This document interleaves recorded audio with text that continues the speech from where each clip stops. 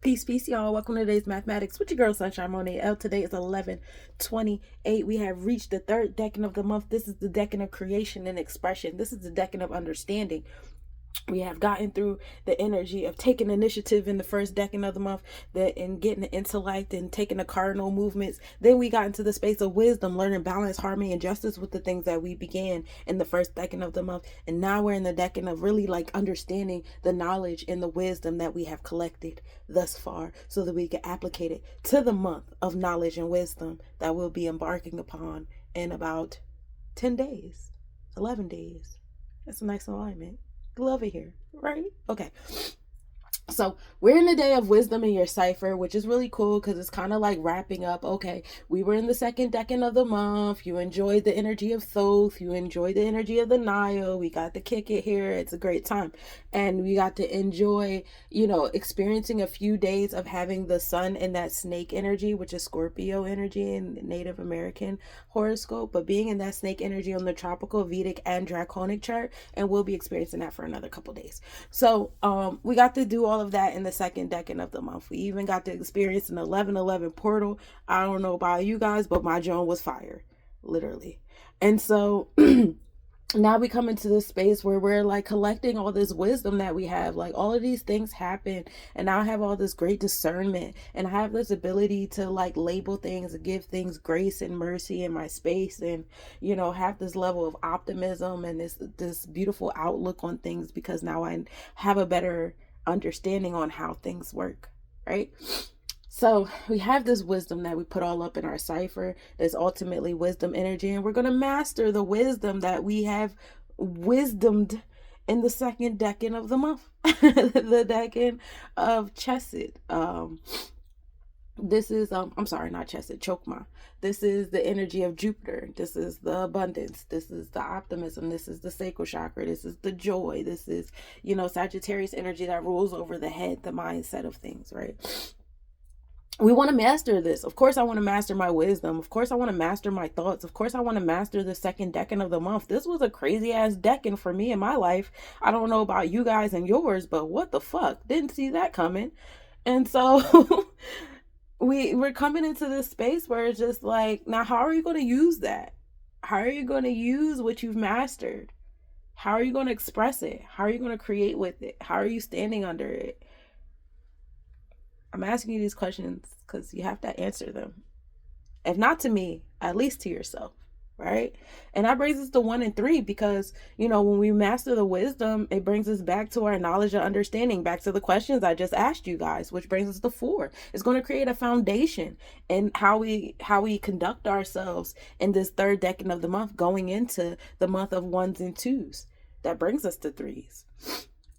So what kind of foundation, what kind of answers that you give those questions I just asked, and please feel free to rewind if you weren't really paying attention the first time. You were like, she just be going on. Go back and answer those questions because that's what's going to create a foundation for this third decan for you. You know what I'm saying? 4. Now we're in the Chesed energy. Now we're in the space of Mayat, finding balance, law, justice, truth, and righteousness. And we love it here. We love it in the energy of Mayat. And we're going to take that 4, that foundation energy, that cornerstone. The 4th house is the Cancer energy. That's when we get into Yamoja. And if we want to go down to the Sephiroth, it'll take us to 9. But we get into Yesod and we get into, the divine womb and what we want to give birth to. And we're giving mercy right now, though. So, and take that 4, we're going to put it to the year of 8 because everything we do in the year of 8, we put into the year of 8. We're going to conceive with this 4. We've mastered our wisdom. So, of course, I want to conceive with the mastery of my wisdom, the 4, the foundation, right? So we're going to put that 4 in the year of 8, and that brings us back to 1 and 2s. Ultimately, today's the day of 3. Today's the day of understanding. But let's come back for a second. So we're going to put that foundation into the energy of transformation, building and destroying Sebek, the celestial technicians. We're labeling the things we're putting in our foundation. This is good. This is bad. This is... you can deal with that. This is where we want to go. This is where we don't want to go. We want to be more intentional with the things that we're doing, right? So we got to build and destroy some things that are in our foundation. And that brings us to more knowledge and more wisdom, because now we have these new things we built and they're new shiny toys, and we have to pull out the manual and figure out how to operate them. And then we remove some things, hopefully making space for new things that we have to learn and find wisdom on and understanding on.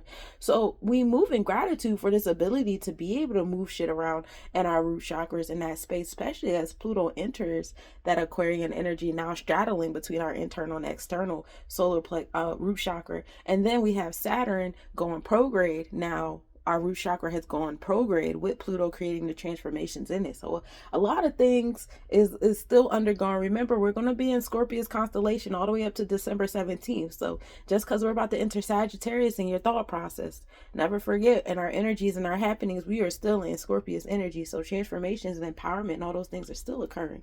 And we move in gratitude. Let's talk about what's astronomically happening under this day of 3. We started the day off with a 79% Juan and Gibbous moon rising at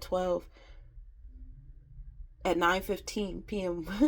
and setting at 11:45 a.m. We're tropically in Cancer, and that Yesod energy, that home and family, that 4 I was talking to you about, and the happenings, energy exchanges, we're still in Gemini, so communicating, learning how to be flexible and stable at the same time. Sunrise at 6:51 a.m. and setting at 4:39 p.m. The Southern Taurus reached the end of their activity. The Moon and Mars are in conjunction today. The Moon is 1.6 degrees north, minimal angle at 4:41 p.m. The Moon is 1.6 degrees north-northeast. Observe at 9:41 p.m. with a 3.7 degree east-northeast separation. So giving us that intuitive energy to our hero Kahuti, our celestial enforcer, is key here. Moon and Persepi are minimal angle because they're all over there sitting in that Cancer constellation. Minimal angle is at 8:26 p.m. Moon is 2.6 degrees north, conjunction at 7:43 p.m. Moon is 2.6 degrees north. We were able to observe that at 9:56 p.m. with a 2.8 degree north-northeast separation. And then Pluto enters the Aquarius zodiac. That happened this morning at 3:50 a.m. So we're providing transformations to our revolutionary self.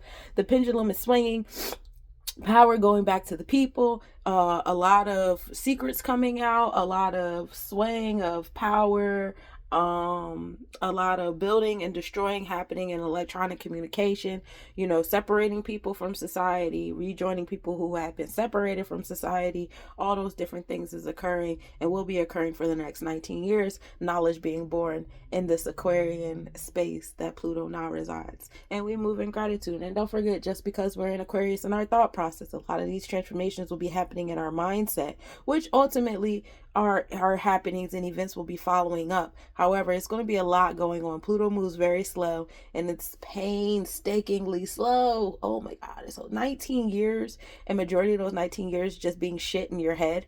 And we're still waiting for Pluto to enter Capricorn constellation. So it could actually, Pluto to enter Aquarius constellation. So it could actually happen in our space.